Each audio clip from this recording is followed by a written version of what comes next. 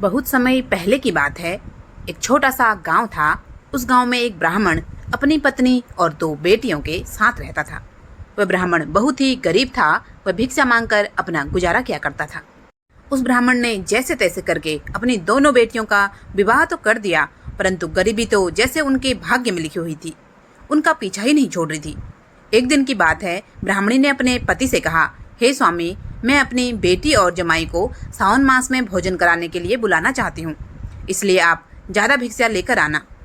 ब्राह्मणी की बात सुनकर ब्राह्मण सुबह ही भिक्षा मांगने के लिए गांव में चला गया। दोपहर तक मांगता रहा। दूसरे दिन ब्राह्मणी ने स्वादिष्ट भोजन बनाया।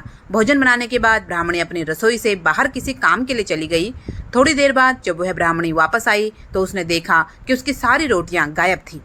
केवल टोकरी में एक छोटी और एक बड़ी रोटी रखी हुई थी। यह देखकर ब्राह्मणी सोचने लगी कि सारी रोटियां कहाँ गायब हो गई। तब ब्राह्मणी ने ब्राह्मण से कहा, देखो, रसोई से सारी रोटियां गायब हो गई हैं। अब हम क्या करेंगे? बेटी और जमाई को मैंने खाने पर बुला दिया है। तब ब्राह्मण ने कहा, तुम ऐसा करो, बेटी और जमाई को भोजन करा कर विदा कर दो। हम आज भूखे ही रह लेंगे। हम दोनों आज पानी पी लेंगे। थोड़ी देर बाद ब्राह्मण ने अपनी पत्नी से कहा, ठीक है, तुम भोजन कराकर अपनी बेटी और दामाद को विदा कर देना। मैं भगवान महादेव के दर्शन के लिए काशी की यात्रा पर जा रहा हूँ। तुम पीछे से घर का ध्यान रखना। इधर घर पर ब्राह्मणी ने अपनी बेटी और जमाई को भोजन कराकर विदा कर दिया। तब ब्राह्मण काशी जी पहुंचा तो उसने देखा कि बहुत से लोग पत्तल और दोने बना रहे थे। ब्राह्मण ने उनसे पूछा, तुम इतने सारे पत्तल और दोना किसके लिए बना रहे हो? तब उन्होंने कहा, काशी मंदिर में सावन मास का भंडारा चल रहा है, ये पत्तल और दोने वहीं के लिए बना रहे हैं। तब वह ब्राह्मण भी वहां बैठकर पत्तल और दोने बनाने लगा। पत्तल और दोने बनाने के बाद वह भंडारे में पहुंचा। उसने पहले भगवान के दर्शन किए, उसके बाद भोजन करने के लिए भंडारे में गया। अब ब्राह्मण ने 2 पत्तल मंगवा लिए। एक पत्तल का खाना उसने खुद खाया और दूसरे पत्तल का खाना एक मटकी में रखकर गांव जाने वाली एक औरत को यह कहकर पकड़ा दिया कि मटकी मेरी पत्नी को गांव में पकड़ा देना। वह औरत रोज गांव से दूध लाकर काशी जी में बेचने के लिए आती थी। उस औरत ने ब्राह्मण से कहा, मैं जरूर आपकी पत्नी को यह मटकी पकड़ा दूंगी। तब उस औरत ने वह मटकी अपने सर पर रखी और गांव की ओर चल दी। जब वह औरत गांव की ओर जा रही थी तो आधे रास्ते में ही वह मटकी भारी हो गई। उस औरत को यह देखकर बड़ा आश्चर्य हुआ कि जब मटकी सर पर रखी थी तब तो वह बहुत हल्की थी, लेकिन अभी अचानक भारी कैसे हो गई। उस औरत ने मटकी को सर से उतार कर देखा और उसमें हाथ डालकर देखना चाहा तो उस औरत का हाथ उस मटकी में फंस गया। अब औरत और ज्यादा घबरा गई और बोली, हे भगवान, ब्राह्मण की सौगात ब्राह्मण के घर जाए। इतना कहने के बाद औरत का हाथ उस मटकी से छूट गया। घर जाकर उस औरत ने मटकी अपनी सास को दे दी और कहा, माँ जी, अभी तो रात्रि होने वाली है, यह ब्राह्मण की मटकी है, सुबह ब्राह्मणी को दे देना। अब उस औरत के सास से रहा नहीं गया। उसने मटकी खोलकर देखा तो उसमें हीरे पन्ने भरे हुए थे। अब सास के मन में लालच आ गया। मन ही मन सोचने लगी, मैं इस मटकी को अपने पास रख लूंगी, इसमें तो हीरे मोती भरे हुए हैं। मैं एक दूसरी मटकी में गेहूं भरकर रख देती हूँ, उसे मैं ब्राह्मणी के घर पहुंचा दूंगी, किसी को क्या पता चलेगा। तब उसकी सास ने एक मटकी ली और उसमें गेहूं भरने के लिए अपने कोठारे में गई और जैसे ही उसने अपनी टंकी खोली तो उसमें कीड़े निकलने लगे। यह देखकर सास घबरा गई। वह बोली, ब्राह्मण की सौगात ब्राह्मण के घर जाए, हमारे गेहूं वापस गेहूं हो जाए। इतना कहते ही उसके गेहूं वापस से गेहूं हो गए। अब सास ने सुबह ही ब्राह्मणी को बुलाया और वह मटकी उसे सौंप दी। ब्राह्मणी वह मटकी लेकर अपने घर चली गई। ब्राह्मणी ने जब मटकी खोलकर देखी तो उसमें से हीरे मोती निकलने लगे। यह देखकर ब्राह्मणी बड़ी प्रसन्न हुई। उसने अब धर्म कर्म करने शुरू कर दिए। उसने पूजा पाठ करवाई, हवन यज्ञ करवाए, भंडारे चलवा दिए। अब ब्राह्मणी ने अपने पूरे गांव में कुएं, तालाब, धर्मशाला और स्कूल खुलवा दिए। ब्राह्मणी खूब कर्म धर्म करने लगी। उधर ब्राह्मण ने महादेव के दर्शन करने के लिए अब आगे की यात्रा शुरू कर दी। अब आगे की यात्रा पर ब्राह्मण को महादेव जी एक साधु के भेष में खड़े मिले। साधु भेष में महादेव उस ब्राह्मण की परीक्षा लेना चाहते थे। महादेव ने कहा, अरे ब्राह्मण, तू कहाँ जा रहा है? ब्राह्मण ने कहा, मैं तो अमरनाथ गुफा में महादेव जी के दर्शन के लिए जा रहा हूँ। तब साधु भेष में महादेव ने कहा, यदि तू महादेव का सच्चा भक्त है तो इस आग में कूद कर दिखा। यह सुनकर ब्राह्मण आग में कूदने के लिए तैयार हो गया। तब महादेव ने कहा, अरे नहीं नहीं, तू इस आग में नहीं, इस कुएं में कूद जा। अब महादेव की बात सुनकर ब्राह्मण कुएं में कूदने लगा तो महादेव बने साधु ने कहा, अरे नहीं नहीं, कुएं में नहीं, तू इस बड़बूजे के भाड़ में अपना सिर दे दे। ब्राह्मण साधु बाबा की बात सुनकर बड़बूजे की भाड़ में सिर देने लगा। तो अब साधु बने महादेव ने कहा, अरे नहीं नहीं ब्राह्मण, तू इस तलवार से अपनी गर्दन काट ले। ब्राह्मण तलवार लेकर गर्दन काटने लगा तो साधु भेष में भगवान ने उसके हाथ से तलवार ले ली और बोले, तू तो सच में भगवान भोलेनाथ का बहुत बड़ा भक्त है। चल ठीक है, तू मेरे साथ मेरे आश्रम में रह ले। उसके बाद ब्राह्मण साधु बाबा के साथ उनके आश्रम में चला गया। उस समय रात्रि होने वाली थी। साधु बने महादेव ने ब्राह्मण को आटा, दाल, चावल और थोड़ा सा सामान देकर भोजन बनाने के लिए कहा। ब्राह्मण ने सबसे पहले चूल्हा जलाकर उस पर खिचड़ी चढ़ाई। फिर वह आटा गूंथने लगा। जैसे ही खिचड़ी में उबाल आया तो उससे पानी गिरने लगा। ब्राह्मण की समझ में नहीं आया कि वह गिरते हुए पानी का क्या करे। तब ब्राह्मण उस पानी को पी गया, जिससे उसका मुंह जल गया। ब्राह्मण ने आज से पहले रोटी सब्जी नहीं बनाई थी, तो उसे कुछ रोटी जल गई, कुछ रोटियां अच्छी बन गई। फिर उसने सब्जी बनाई। रोटी सब्जी बनाने के बाद ब्राह्मण ने एक थाली में रोटी सब्जी रखी और साधु बाबा के आगे ले जाकर रख दी और बोला, हे साधु महाराज, भोजन ग्रहण कीजिए। साधु बने महादेव ने कहा, ब्राह्मण, यह भोजन तो तुमने झूठा कर दिया है, इसलिए मैं इसे नहीं खाऊंगा। तब ब्राह्मण ने कहा, अब इतना सारा भोजन कौन खाएगा? साधु बने महादेव ने कहा, अभी बहुत सारे यात्री इधर से निकलेंगे, तुम यह भोजन उन्हें खिला देना। ब्राह्मण ने आने जाने वाले सभी यात्रियों को भोजन खिला दिया, लेकिन वह भोजन खत्म ही नहीं हो रहा था। तब ब्राह्मण समझ गया कि यह बाबा कोई और नहीं, ये तो स्वयं भगवान महादेव हैं। तब ब्राह्मण साधु बाबा के चरणों में गिर पड़ा और बोला, हे भगवान, आप मुझे दर्शन दीजिए। भगवान महादेव ने ब्राह्मण को साक्षात दर्शन दिए। तब ब्राह्मण ने कहा, हे प्रभु, अब आप मुझे अमरनाथ की गुफा में भी दर्शन देना। भगवान ने कहा, पुत्र, जिस जगह में मैं खड़ा हूँ वहीं पर अमरनाथ की गुफा है, तुम इसमें कोई संदेह मत करो। तेरा जो भी वरदान है तू मांग, मैं तुम्हें वरदान देना चाहता हूँ। तब ब्राह्मण बोला, हे प्रभु, आप तो सर्वज्ञ हैं, अंतर्यामी हैं, आप त्रिकालदर्शी हैं, आप सब कुछ जानते हैं। मैं बहुत गरीब हूँ, मैं रोज भिक्षा मांग मांग कर लाता हूँ, लेकिन फिर भी मैं और मेरी पत्नी पेट भरकर भोजन नहीं कर पाते। मैं बड़ा ही दरिद्र हूँ भगवान, हे प्रभु, मेरी दरिद्रता दूर कीजिए। तब भगवान भोलेनाथ ने ब्राह्मण से कहा, हे पुत्र, तुम पूरे सावन मास में स्नान करो और हर सावन मास के सोमवार का व्रत करो। ऐसा करने से तुम्हारी सारी गरीबी दूर हो जाएगी।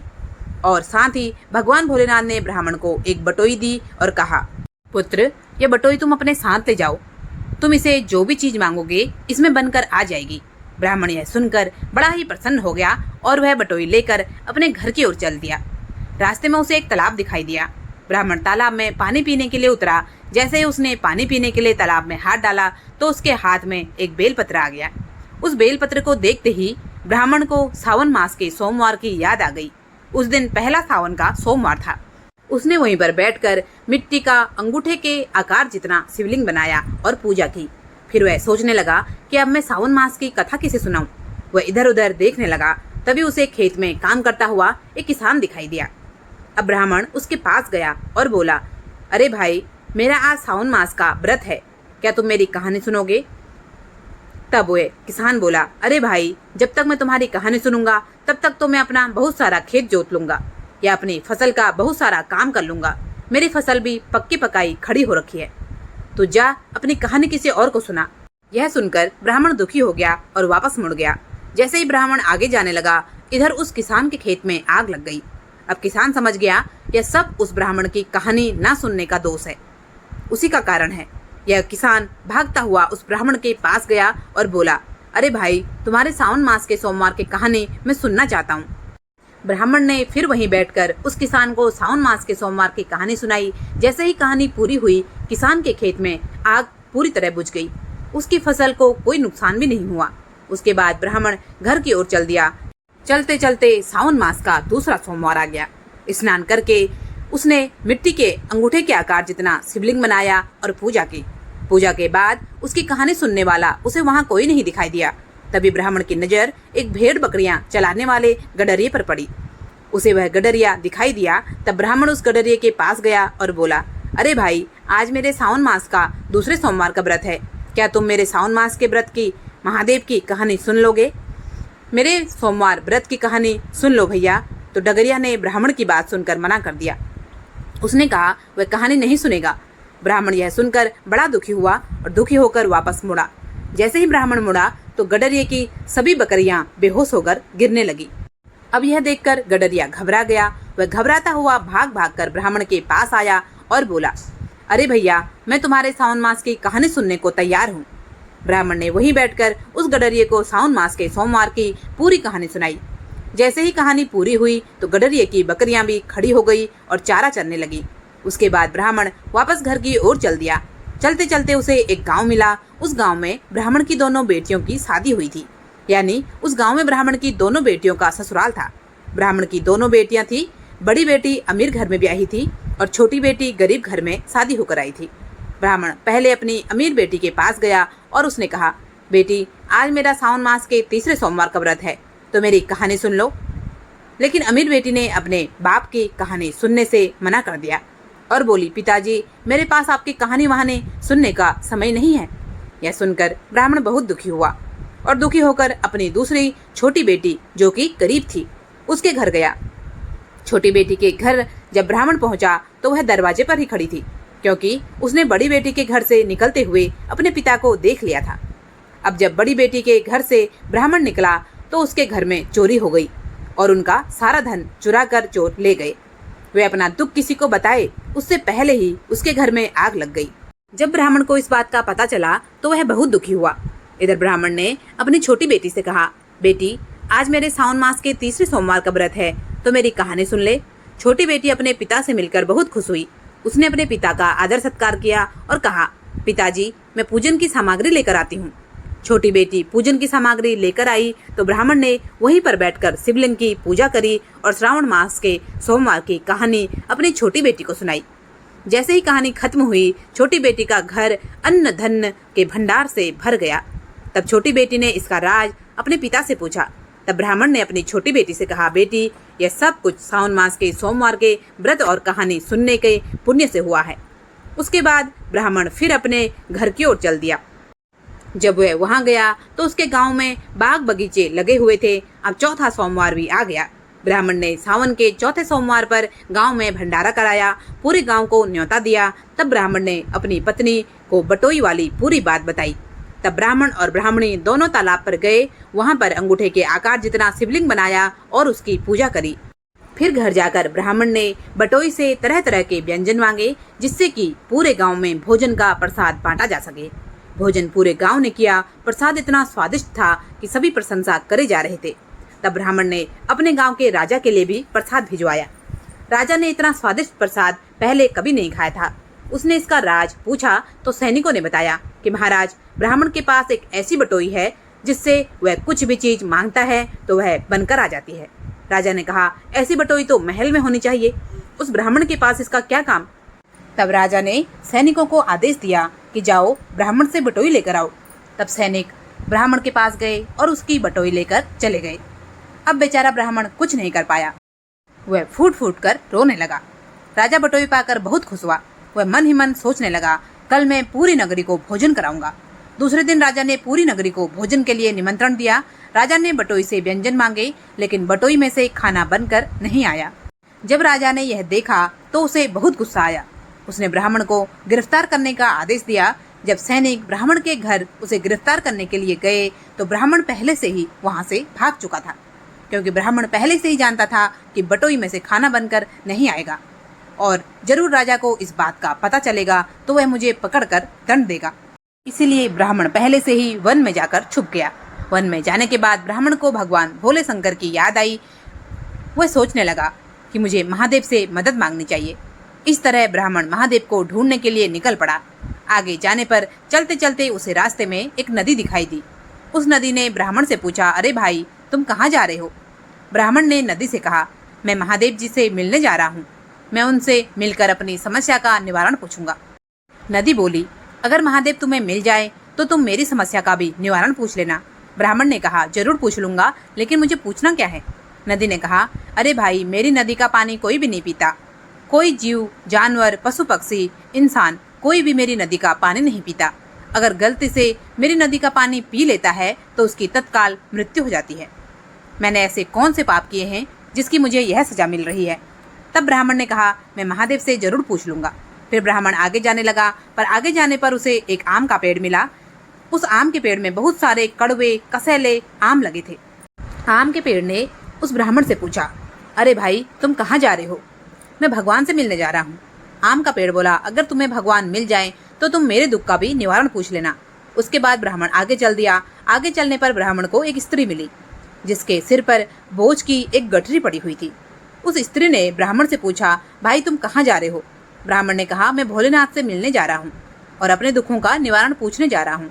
तब वह स्त्री कहने लगी, अगर तुम्हें भगवान मिल जाए तो तुम मेरे दर्द का भी निवारण पूछ लेना।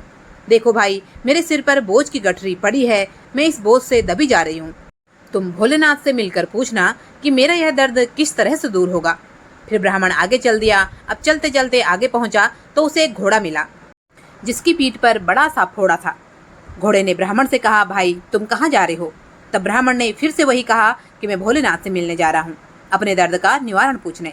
तब वह बोला कि भाई अगर तुम भगवान भोलेनाथ के पास जा रहे हो तो मेरे भी दुख का निवारण पूछ लेना। मेरी पीठ पर एक फोड़ा उगा है जिससे मुझे बहुत दर्द होता है और कोई भी घुड़सवार मेरी पीठ पर बैठता है तो मैं दर्द की वजह से उसे नीचे गिरा देता हूँ और वह व्यक्ति मुझे डंडे से खूब मारता है। अगर भोलेनाथ तुम्हें मिल जाए तो मेरे दर्द का भी निवारण पूछ लेना कि मेरी पीठ पर इतना बड़ा फोड़ा किस पाप की वजह से हुआ है और यह कब तक ठीक होगा। ब्राह्मण ने कहा, मैं जरूर तुम्हारे दर्द का भी निवारण पूछ लूंगा। अब ब्राह्मण आगे चल दिया। आगे जाने पर ब्राह्मण को एक गाय मिली जो अपने बछड़े से बिछड़े हुए तड़प रही थी। गाय ने भी ब्राह्मण से कहा, भाई मेरे दुख का भी निवारण भगवान से पूछ लेना। मेरा खोया हुआ बछड़ा मुझे वापस कब मिलेगा? मैं उसके दुख में मरी जा रही हूँ। ब्राह्मण ने गाय माता से कहा, हे गौ माता, मैं भगवान से आपकी समस्या का निवारण जरूर पूछूंगा। इस तरह से ब्राह्मण आगे चल दिया और चलते चलते ब्राह्मण को एक पहाड़ी के पास एक बिल में एक सांप निकलता हुआ मिला जो आधा बिल के अंदर था और आधा बिल से बाहर। उसने भी ब्राह्मण से कहा कि अगर तुम्हें महादेव मिल जाएं तो मेरे दुख का भी उनसे निवारण पूछ लेना।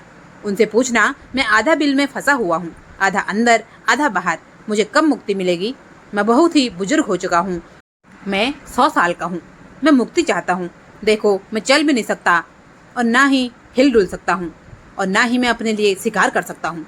तब ब्राह्मण ने सांप से कहा, सर्प देवता, भगवान से मैं आपके दुखों का निवारण पूछ लूंगा। फिर ब्राह्मण आगे चल दिया। आगे उसे एक अमीर सेठ मिला। सेठ ने ब्राह्मण से कहा, अरे भाई तुम कहाँ जा रहे हो? उसने फिर से वही कहा कि मैं अमरनाथ की गुफा में भगवान महादेव के दर्शन के लिए जा रहा हूँ। सेठ ने कहा, अरे भाई अगर भगवान तुम्हें मिल जाए तो मेरी समस्या का भी निवारण पूछ लेना।